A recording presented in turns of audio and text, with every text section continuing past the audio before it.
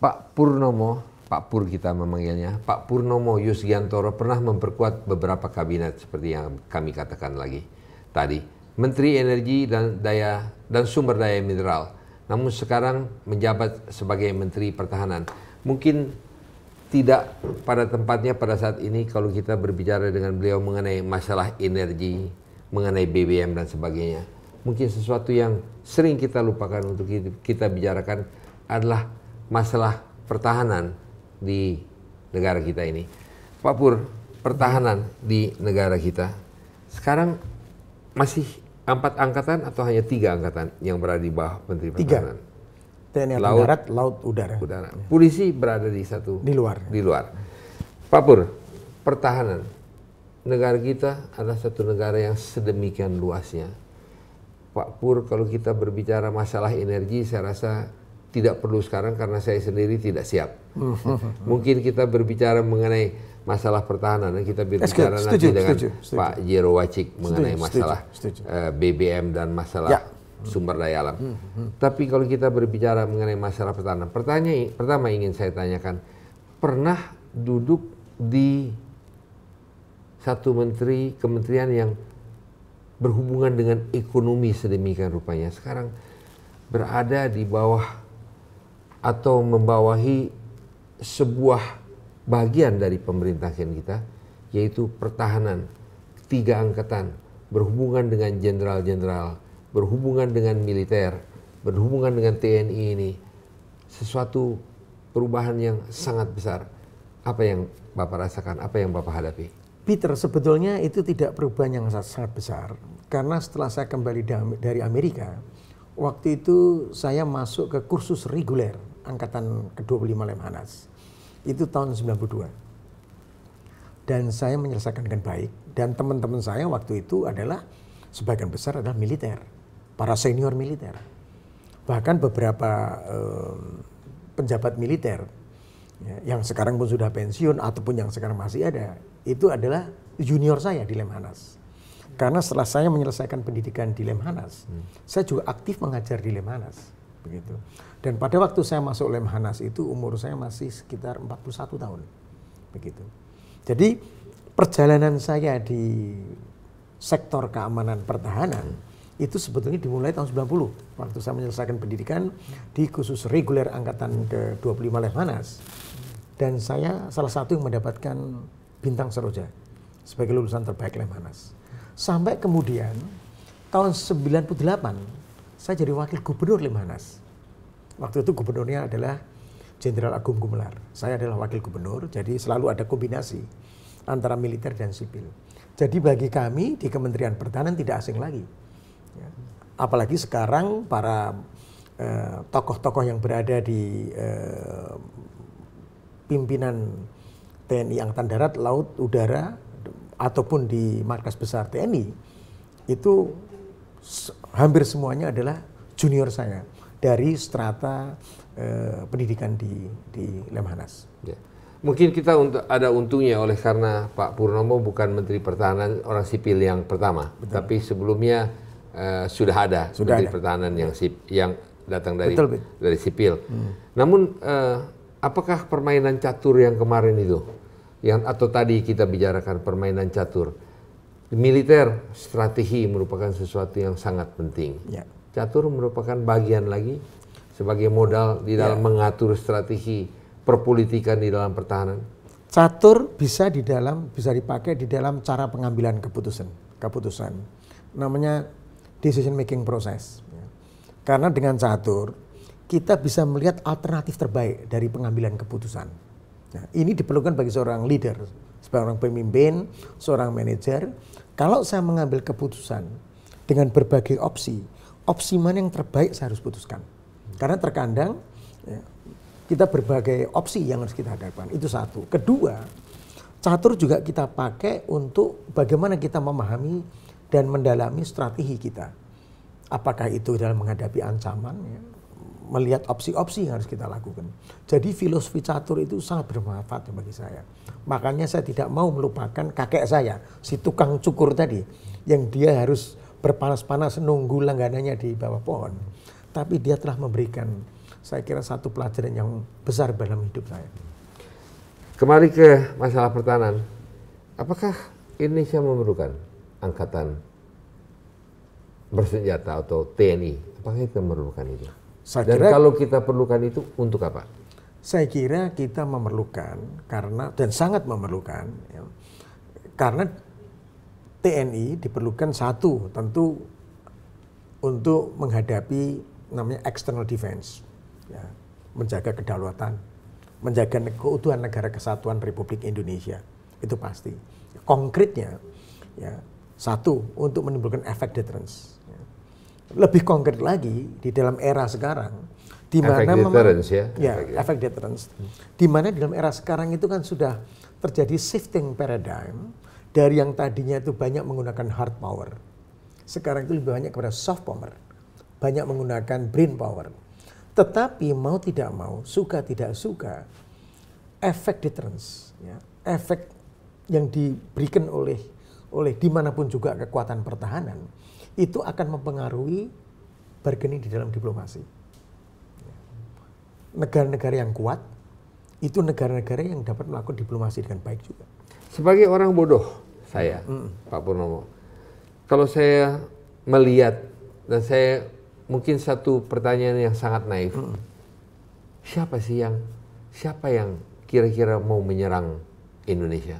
Malaysia atau Singapura atau Filipina? Tentunya pertanyaan yang sangat bodoh, oleh karena kalau kita lihat aja apa yang terjadi dengan beberapa kepulauan-kepulauan kita yang ada di utara, berhadapan kita dengan Malaysia, berhadapan kita mungkin dengan Cina, dan di selatan mungkin dengan Australia. Apakah ini kita memerlukan angkatan bersenjata atau kita memerlukan brain power? Sebetulnya kita mesti melihat, ya, bahwa keberadaan Kementerian Pertahanan dan TNI itu tidak hanya untuk menghadapi external threat, suatu ancaman yang dari luar. Karena juga ada yang dinamakan internal threat, terorisme, ya, kemudian separatisme, kemudian berbagai ancaman lain yang memang memerlukan deterrence dari kita, ya, cybercrime, cyber attack dan lain sebagainya itu. Sekarang ancaman itu sudah berkembang. Jadi ini yang disebut dengan internal threat, ancaman yang sifatnya internal. Jadi keberadaan kita itu tidak hanya menghadapi sesuatu yang sifatnya eksternal, ancaman yang dari eksternal, tapi juga dari internal kita. Karena sekarang ini aktor sudah tidak negara ke negara. Aktor itu bisa saja sekarang organisasi, even individual. Dan ancaman sekarang itu bisa irasional, asimetrik ancamannya, satu itu. Kedua, keberadaan TNI itu bisa juga dilakukan untuk tidak hanya operasi militer untuk perang, tetapi juga yang dinamakan operasi militer selain perang. Apa saja itu? Contohnya kemarin waktu terjadi bencana Sukhoi di Gunung Salak. Yang turun itu pasukan kita. Kalau terjadi gempa bumi, kalau terjadi semacam non-traditional threat, ya, terjadi di Aceh, kemudian terjadi tsunami di beberapa tempat, yang turun dulu siapa? Yang di depan kita, TNI. Yang paling cepat bisa digerakkan itu adalah kita. Kenapa saya menanyakan itu, ya, Pak Pur? Mohon maaf saya panggil Pak Pur, Pak Menteri, karena mungkin lebih akrab. No problem, Peter. Pak Pur, kalau saya melihat atau di Indonesia, Pak Pur mengatakan external maupun internal threat. Internal threat kita cukup luar biasa. Kita melihat adanya terorisme, kita sudah melihat adanya separatisme. Ya, bahwa masalah Sukhoi, ya kita lihat juga bahwa sebetulnya baret merah yang akhirnya turun untuk mencoba itu operasi militer selain perang itu. Ya. Betul. Tapi itu terjadi tidak tiap hari mungkin. Ya. Tapi yang kita hadapi setiap hari adalah separatisme dan terorisme. Ya. Dan ini mungkin susah untuk didetek atau mungkin mudah untuk didetek oleh lingkungan yang Pak Pur bawahi. Tapi kalau kita lihat bahwa angkatan bersenjata atau TNI kita sekarang sepertinya sudah dipotong, atau kalau boleh dikatakan dikebiri keikutsertaannya di dalam hal-hal seperti ini. Tiap kali kalau kita melihat polisi yang harus menyelesaikan, tiap kali kita lihat separatisme yang buat kita sangat menyesakan orang luar, dan kita lihat tidak bisa ditangani dengan baik. Apa sebabnya dan bagaimana kita bisa menyelesaikannya? Sebetulnya keterlibatan kita, ya, Kementerian Pertahanan, TNI, itu tergantung dari eskalasinya. Ya, jadi saya berikan aja contoh yang konkret. Kalau itu darurat sipil, seperti juga terjadi di Poso, di Ambon, itu memang di beberapa tempat juga, itu polisi di depan, perbantuan tuh oleh TNI. Tetapi dalam hal contohnya DOM waktu daerah operasi militer, di mana itu satu daerah itu memang kita sudah menetapkan itu sebagai darurat militer, darurat operasi militer, itu TNI di depan. Jadi sudah jelas ada aturan-aturan. Separatisme daerah operasi militer darurat? Separatisme yang ada di beberapa tempat, selama itu bisa ditangani oleh pasukan setempat, itu ditangani oleh pasukan setempat. Pasukan artinya polisi atau pasukan TNI. Ya, jadi kalau separatisme itu adalah satu ancaman internal sifatnya. Tapi mengapa saya melihat Pak Pur, tiap kali TNI kita mau maju, kemudian diprotes oleh NGO dan diprotes oleh bagian kelompok masyarakat sedemikian rupa, akhirnya TNI mundur lagi. Sementara ini sesuatu yang begitu serius. Ya. Saya kira dalam kegiatan kita tidak tergantung dari LSM, NGO. Yaitu kita pegang dengan aturan yang ada. Dan kalau aturan itu seperti kalau memang polisi harus di depan dan kemudian meminta perbantuan ke kita, kita turun. Banyak kejadian Temanggung, waktu di Tarakan, ya, itu kejadian-kejadian di mana kita turun karena ada permintaan perbantuan. Ya, waktu di Medan terjadi perampokan yang tadinya kita duga hanya perampokan kriminal. Ya, kalau kriminal itu adalah Kamtipmas, ya, keamanan ketertiban masyarakat publik, itu public threat, ancaman publik. Nah itu kepolisian. Tetapi setelah ditelusuri, ini ada kaitannya dengan pengumpulan dana untuk kegiatan-kegiatan yang sifatnya internal threat. Dan waktu kita dikejar oleh aparat, mereka masuk ke hutan. Nah pada waktu itu terjadi, kita memang dididik untuk menghadapi perang di hutan. Pasukan TNI masuk. Jadi kerjasama cukup baik antara kepolisian dan TNI. Memang sekarang kapan kita di depan, kapan kepolisian di depan, itulah yang sekarang memang rancu. Tidak rancu, aturannya sudah jelas. Ya. Aturannya sudah jelas. Hanya mungkin perlu sekarang lebih disosialisasikan kepada masyarakat. Gitu. Jadi kalau itu terkait dengan pidana, terkait dengan kriminal, ya. Pengamanan negara harus disosialisasikan kepada masyarakat.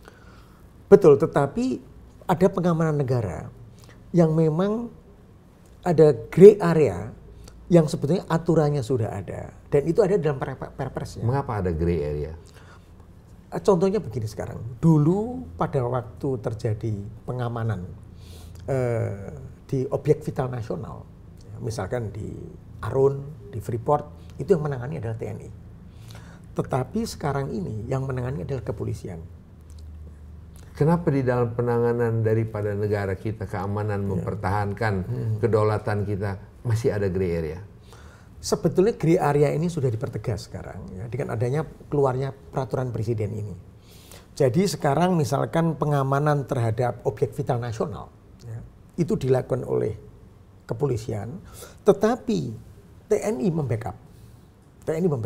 Begitu. Nah, memang saya tidak tahu apakah ini karena era demokratisasi sehingga pemberitaan terkadang itu memutarbalikkan, ya. Seperti sekarang pengamanan di Freeport.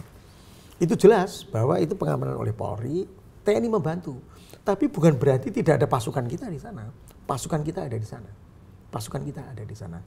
Hanya saja memang itu dilakukan, ya, secara tugas itu oleh Polri begitu. Nah, ini kan kalau saya katakan ini masa transisi, apakah itu masalah gray area atau apa, dan ini yang terkadang menimbulkan ketidakpahaman dari sebagian masyarakat kita. Ya. Tapi saya kira kalau boleh saya katakan Pak Pur, kalau Pak Pur sendiri masih mengatakan ini gray area, buat saya pun akan jadi tidak paham, kira-kira gitu. Tapi saya dapat mengerti apa yang katakan Pak Pur. Tapi saya mungkin melakukan sedikit penegasan agar supaya gray area itu bisa menjadi clear cut area. Sebetulnya ya, kita sekarang sedang membahas dengan DPR, yaitu apa yang disebut dengan Undang-Undang Keamanan Nasional. Nah, saya kira dengan adanya Undang-Undang Keamanan Nasional ini, itu akan lebih jelas lagi nanti pembagian tugas ini, begitu. Jadi, kapan undang-undang ini bisa sekarang dibahas di kapan kira-kira dapat? Sebetulnya undang-undang ini dulu sudah dalam pembahasan, tetapi ya seperti tadi Bung Peter sampaikan, ya, selalu saja ada, ya ini era demokratisasi, ya mengatakan ini akan membawa TNI kembali, akan membawa lagi superiority dari kita tidak ada pemikiran begitu. Apalagi setelah reformasi sejak tahun 97-98. Mungkin kita harus menunggu separatisme itu sampai berhasil, mereka baru kita kembali lagi untuk lebih tegas. Saya kira tidak, Fit.